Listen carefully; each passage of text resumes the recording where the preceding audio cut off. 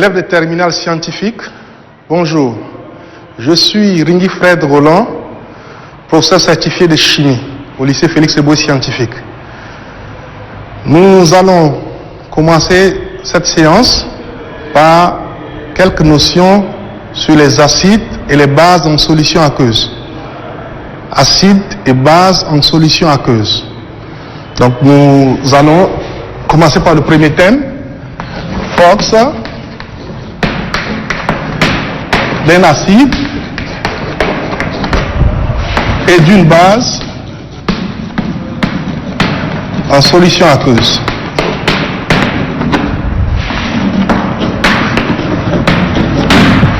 C'est quoi un acide? Nous allons donner la définition selon Bronsted de l'acide. Un acide selon Bronsted est toute espèce chimique susceptible de libérer un proton H+. Toute espèce chimique susceptible de libérer un proton H+. Ça, c'est la définition de acide au sens de Bronsted. En même temps que l'acide libère un proton H+, proton qu'on appelle aussi ion hydrogène, il faut une espèce chimique en présence pour capter ces protons libérés par l'acide. Et cette espèce qui va capter ces protons-là est appelée base. Donc une base est toute espèce chimique capable de capter un proton H+. Nous allons prendre globalement le cas de l'eau par exemple. Nous avons notre molécule d'eau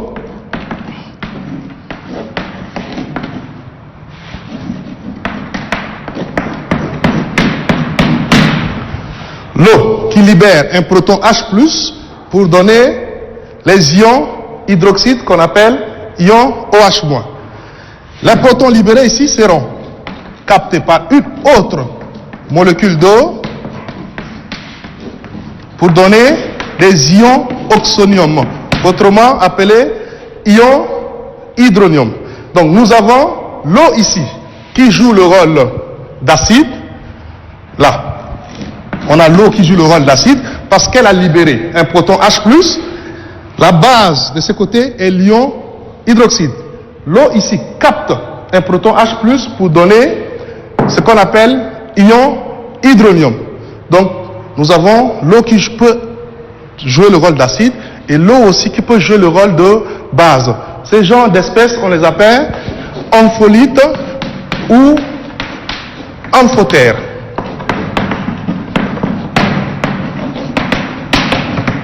Donc c'est des espèces ampholites ou amphotères. Revenons ici à nos notions de base. Nous allons voir ce qu'on appelle acide fort et base forte. On va prendre quelques notions d'acide fort. Notion d'acide fort. Donc nous venons de voir tout à l'heure que la molécule d'eau peut réagir avec les acides et elle peut aussi réagir avec les bases. Donc dans le cas où l'eau réagit avec les acides, nous donne des notions d'acide fort ou soit des notions d'acide faible. Donc si l'eau réagit avec une espèce par une dissociation totale pour donner un autre corps, on dit que c'est un acide fort. Donc un acide fort est un acide qui réagit totalement avec l'eau. Un acide fort réagit totalement avec l'eau en libérant des ions H3O+. Un acide fort est un acide qui réagit totalement avec l'eau en libérant des ions H3O+. Nous allons prendre l'exemple du chlorure d'hydrogène.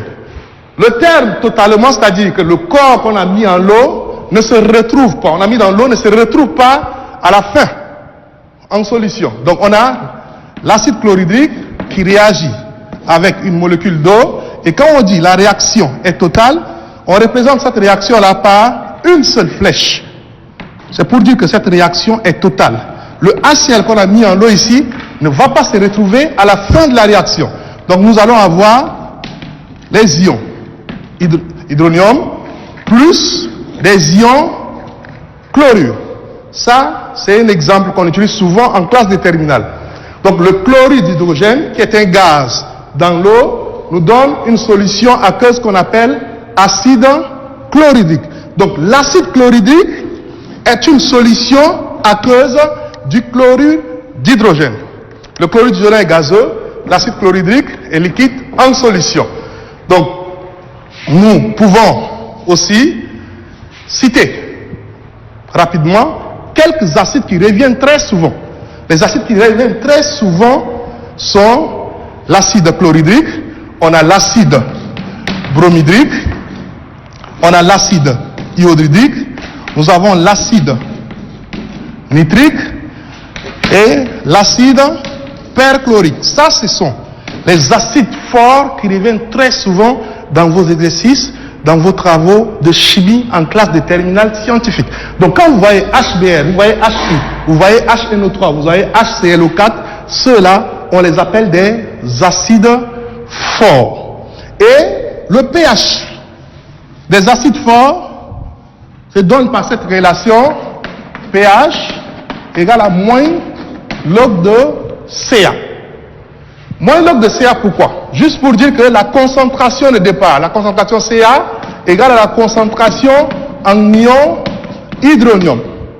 On rappelle, le pH qu'on appelle potentiel d'hydrogène est une grandeur qui est égale à l'opposé du logarithme décimal de la concentration en ion hydronium. Donc nous avons pH par définition, ça nous fait moins log de H3O+. C'est donc une grandeur qui nous permet de quantifier l'acidité ou la basicité d'une solution.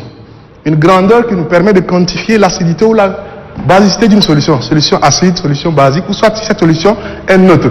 Donc, si nous revenons ici à notre acide chlorhydrique, la concentration Ca, c'est-à-dire que c'est la concentration du chlorure d'hydrogène, la concentration de départ qu'on a mis en l'eau, qui, par le bilan molaire, ici, ça, si on met N1, on met ici N3, N2, c'est des quantités de matière et comme le volume est le même, on va dire que la quantité de matière est égale à la concentration. Donc cette concentration, qui est la concentration de départ, égale à la concentration de H3O+.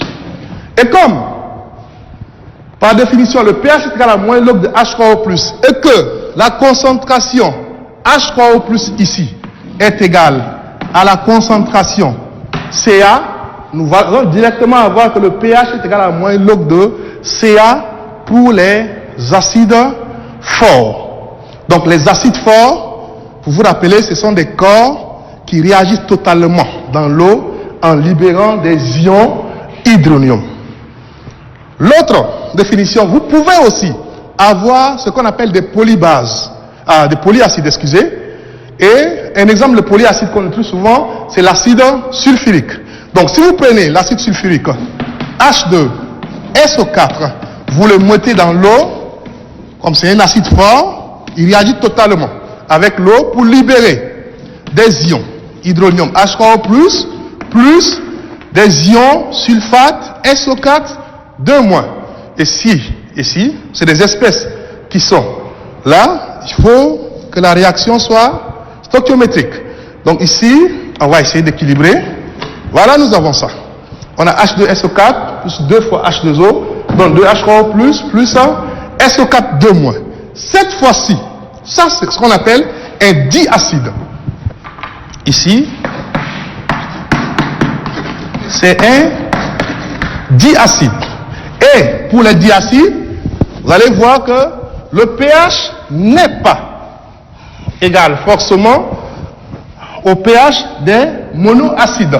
Ça, c'est le pH des monoacides. Donc, si vous prenez bien, on a la concentration de départ, qu'on va toujours noter Ca, ça va être la concentration de H2SO4. Donc, si on voit le bilan molaire ici, on aura Ca, ça nous fera concentration de H3O+, sur son coefficient stoichiométrique qui est 2. Donc le coefficient stoichiométrique qui accompagne les ions hydronium ici là, ça fait 2. Donc par le bilan molaire, nous avons la concentration de départ qui nous fait H3O+ sur 2. C'est-à-dire que si on doit tirer la concentration de H3O+, ça nous fera 2 fois Ca. Donc s'il faut revoir en point le pH par définition, reprenons ça, ça nous fait moins log de la concentration en ion hydronium. Et comme H3O+ égale à 2Ca, nous aurons pH égale à moins log de 2Ca. Voilà ce qu'on peut retenir pour les acides forts. Donc les acides forts réagissent totalement avec l'eau. Il faut avoir cette information. Et le pH des acides forts est égal à moins log de Ca. Ça c'est pour les monoacides forts. Et pour les diacides, ça fait moins log de 2 fois Ca. Nous allons sans plus tarder parler de la notion de base forte. Et comme nous avons dit tout à l'heure qu'une espèce chimique en solution libère un proton H+, il faut aussi qu'une espèce soit là pour récupérer ces protons qui ont été libérés. Et c'est cette espèce-là qu'on appelle base. Donc la différence entre acide et base, c'est le proton, le H+ là. Donc un acide a un proton de plus qu'une base, parce que c'est l'acide qui libère ce proton-là, qui sera en même temps capté par la base. Donc nous allons par définition dire qu'une base est une espèce chimique, on écrit base forte, toute espèce chimique qui réagit totalement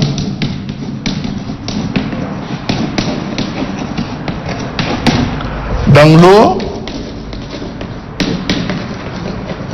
en libérant des ions OH-. Des ions OH-. OH- qu'on appelle ion hydroxyde.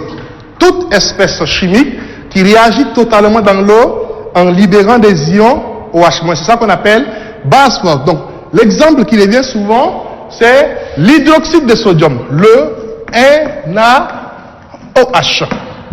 Donc le NaOH se dissocie dans l'eau, toujours une flèche quand on parle de base forte et d'acide fort, une seule flèche.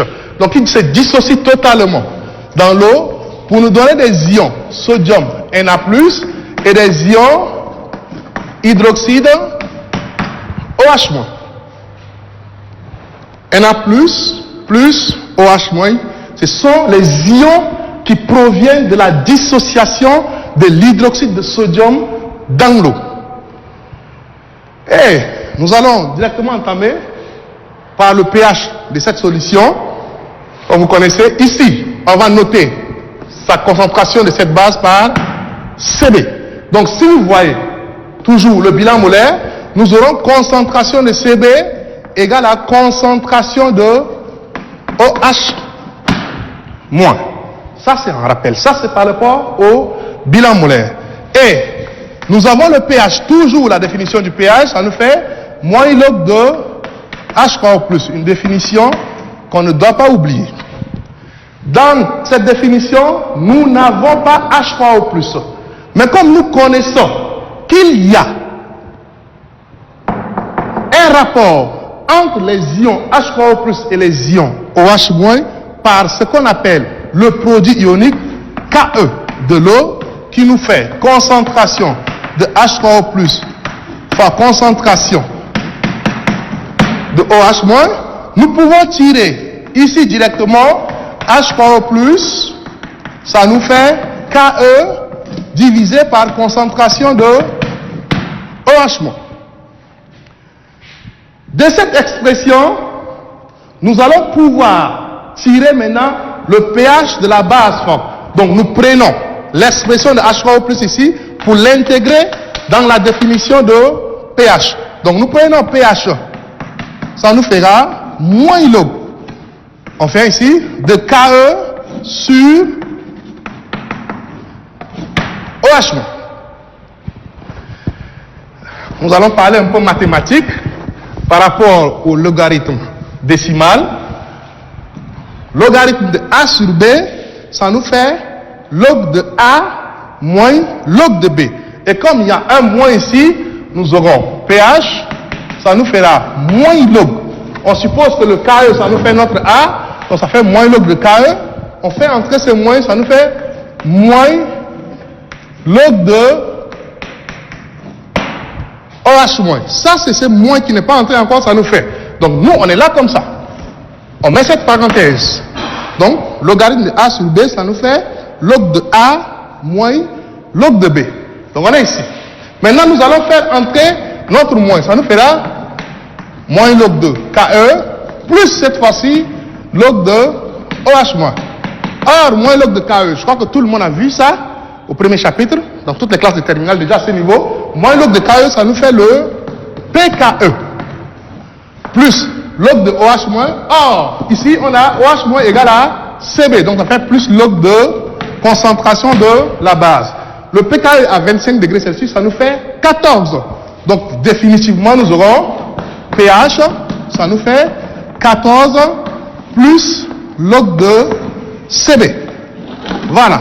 Voilà ce qu'on peut avoir comme formule pour nous permettre de calculer le pH des bases fortes. C'est uniquement pour les bases fortes.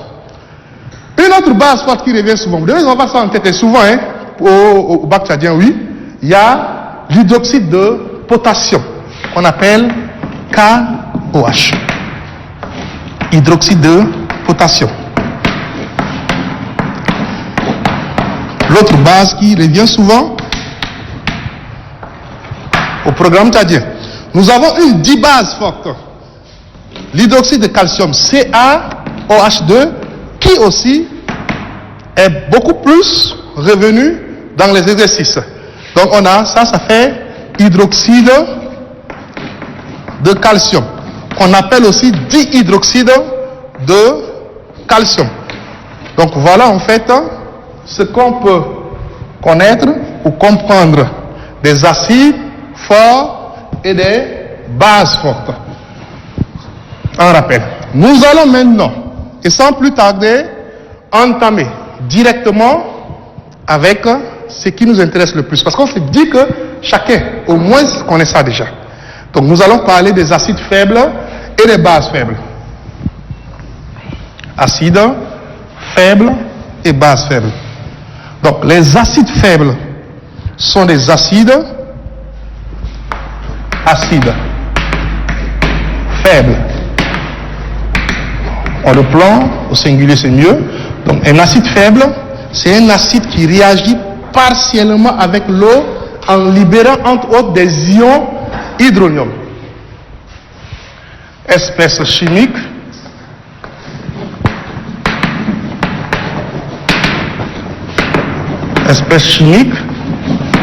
qui réagit. Espèce chimique qui réagit partiellement avec l'eau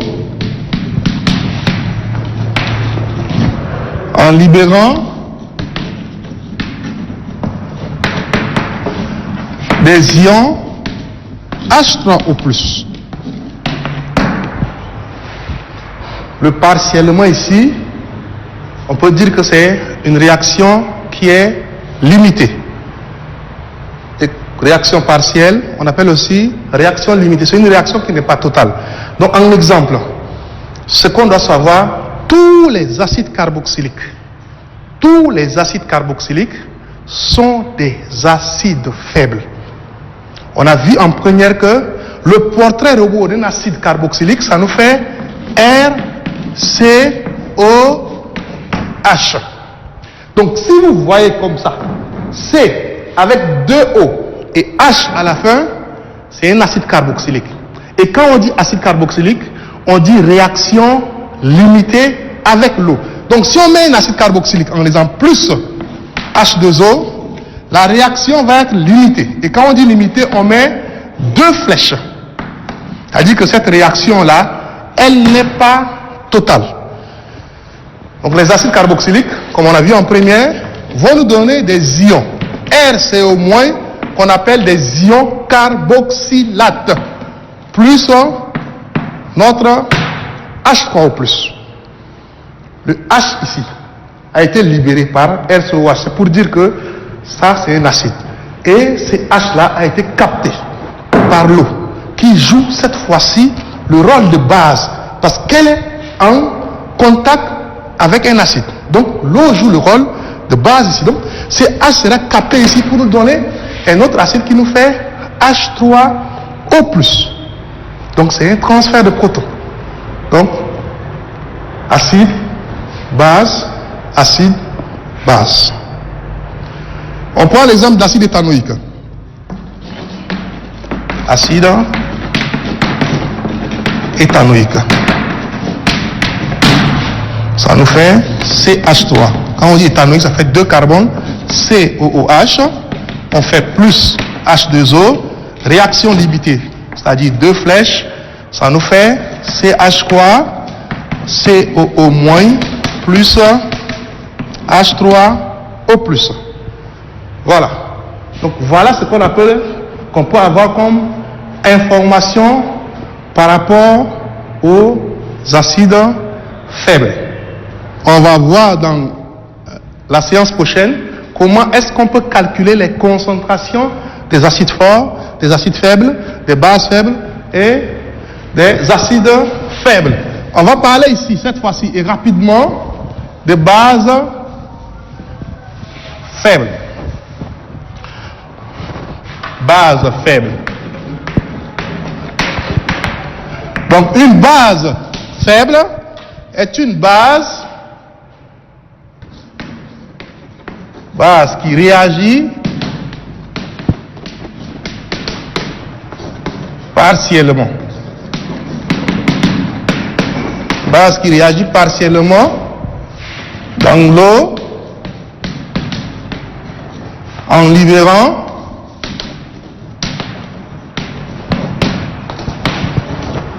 des ions hydroxyde, donc des ions OH-. Donc la base faible libère les ions OH-, l'acide faible libère les ions H3O+. Nous pouvons prendre l'exemple de NH3 qu'on appelle ammoniac. Prenez un ammoniac. On prend NH3. On fait plus H2O. Et comme on l'a dit un peu plus loin, une base capte un proton. Donc si base qui est ici là, ça vient prendre H, c'est qu'on aura 4 H ici. Donc ça nous fera NH4, on met plus, parce que l'azote a plus de liaisons ici. Donc si un H quitte l'eau pour partir, il va nous rester OH-. Donc si un corps libère les ions OH-, c'est que c'est une base. Et si cette réaction est limitée, avec une réaction partielle, on va dire que c'est une base faible. Réaction limitée. NH3 plus H2O, ça nous donne NH4 plus OH-. Nous avons eu à apprendre quelques notions d'acide fort, de base forte, de pH, d'acide faible, de base faible. Donc ce sont les notions de base qu'on a eu déjà à prendre. Nous allons parler prochainement, de la séance prochaine, donc, de la réaction qui peut se passer entre un acide faible, une base forte, entre un acide fort, une base forte, entre un acide fort et une base faible. Donc nous sommes là et nous allons jusqu'à aboutir à la solution tampon. Merci, chers élèves de terminale scientifique. Merci beaucoup et apprenez à prendre note. Merci. À nous revoir prochainement.